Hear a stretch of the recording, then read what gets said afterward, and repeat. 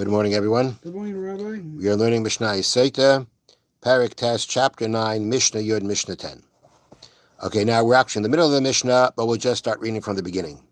Yochanan Kayin Gadol, Yochanan the high priest, Hever Hadoyas Meiser. He ended the confession of the tithing.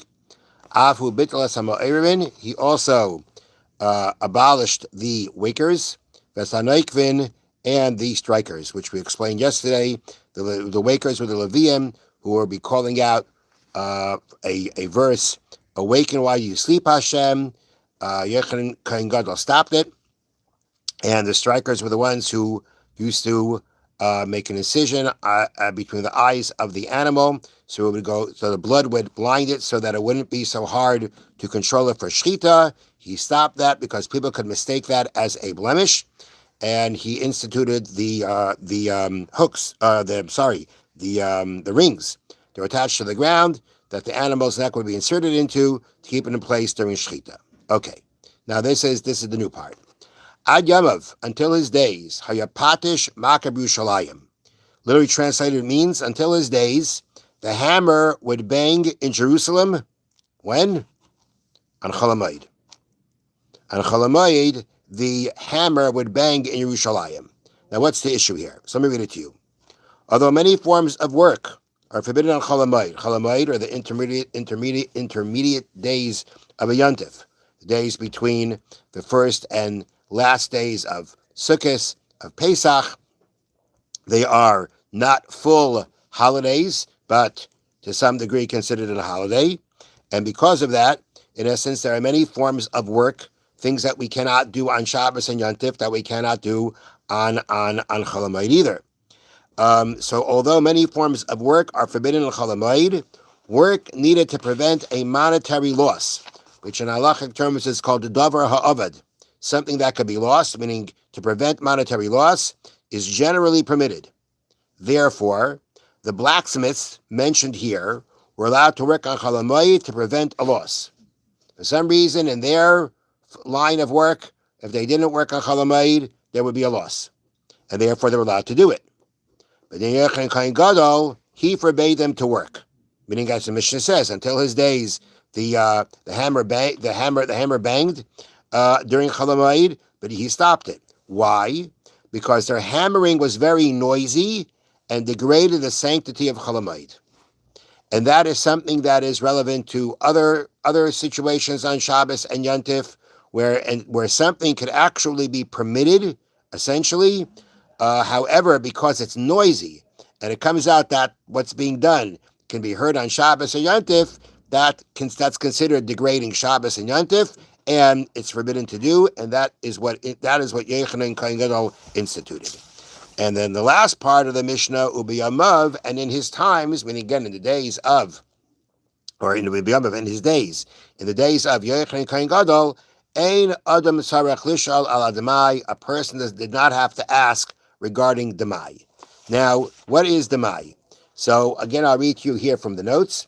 Demai is produce obtained from an Amma Aretz, an unlearned person. Now, because they're unlearned, they are not always so meticulous in their performance of mitzvahs. And according to biblical law, it may be assumed that the Amma Aretz removed Meiser from the produce because most Ami Ha'aretz do fulfill this obligation. Meaning we knew that certain Amaratzim, certain ignorant people, were not even separating Meiser. They weren't separating it. Truma they did, but Meiser they didn't. And we knew there were some of them that weren't doing it, but they were a minority. And therefore, since they're a minority, we can say if you buy produce from Amoritz and you have a question, can I assume that Meiser was separated from this or not? The halacha is, since the majority, according to the letter of the law, since the majority of ignorant people do separate Meiser too, therefore you can rely on that majority to say that you don't need to separate Meiser. Now, one is therefore permitted to eat demai without concern that he is committing the transgression of eating tevel, which is produce from which truma and meiser has not been separated. Now, it's important to point out that the big issue, or I should put it this way, if you don't separate truma, which they do, right? It's the grain is tevel. You're not allowed to eat from it. I'll eat from it either if Meiser wasn't separated from it. So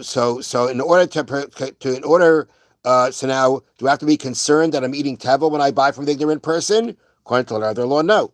Nevertheless, people who went beyond the letter of the law would first ask whether its meiser has been removed. That's what you used to do. You used to ask the Amaretz, did you separate meiser? And they were able to rely even more on eating from it when he would say, yes, I did. Or after he said, no, I didn't, they'd have to do it themselves. Now, that was the situation until Yochanan Kohen Gadol decreed that since a significant minority of Amei Haaretz, a significant minority of ignorant people, do not separate meiser, it is forbidden to eat demai before separating its meiser. Meaning, again, according to the letter of the law, it's a minority. If it's a minority, then the majority says, I can assume that meiser was taken. I can assume that this person, this Amaretz, this ignorant person that I'm getting the grain from, I can assume he's part of the majority, and he did separate meiser. But Yochanan Kohen Gadol was concerned, since this minority it's a minority, but it's a significant minority. Therefore, he felt, and he instituted that you may not eat from this grain bought from or received from the Amaretz, from the ignorant person. That's called demai, and that demai, when you buy from any ignorant person, you don't follow the majority. You don't follow the concept of majority. But rather, you have to be strict, and you have to go ahead and separate meiser before you can eat from it. It's a rabbinic decree. No eating from it, although according to the law, you should be able to eat from it. But because it's a significant minority, he felt that it should become forbidden to eat from the demai, that's the grain you receive from the Amaretz, for separating meiser. And from that time on, people did not ask whether meiser had been removed from demai. They would just remove it themselves. That's what it means when the Mishna says, "B'yamav," and in his days, "Ein adam tzarach lishal al demai." No one needed to ask about demai anymore, because if you bought demai, meaning you bought the produce from the Amaretz, from an ignorant person, there was nothing to ask. At the end of the day, every time you buy the grain from an ignorant person, you have to go ahead and separate the meiser from it to make sure that everything is covered. Okay, now just one last thing I want to bring out here. Oh, sorry.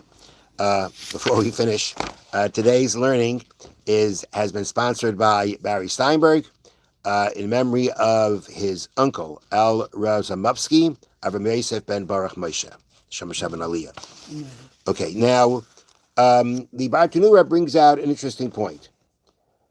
That, if I understand it correctly, the issue here is like this. The issue is that maybe they didn't separate meiser.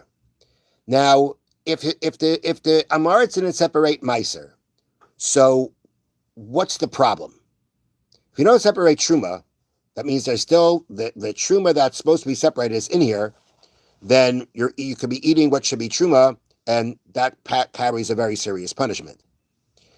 In meiser itself, right after, let's say you separate meiser and you give it to the Levi, can the Levi eat it? No, he's got to separate a tenth from his tenth, which is the truma that he has to give to the Kohen, right? We have to give the Kohen a certain amount of our produce for truma directly from our produce to him. And even after we separate another tenth after that to give to the Levi has to separate a tenth from his tenth to give to the Kohen.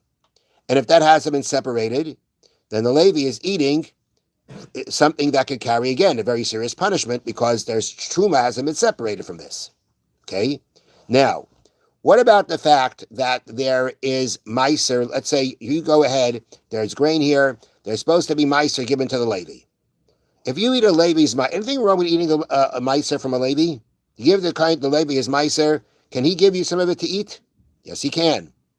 Can a Kohen give some of his truma for you to eat? No, he can't. The meiser that you give to a Levi is not holy, it's not sanctified. It's something that belongs to him.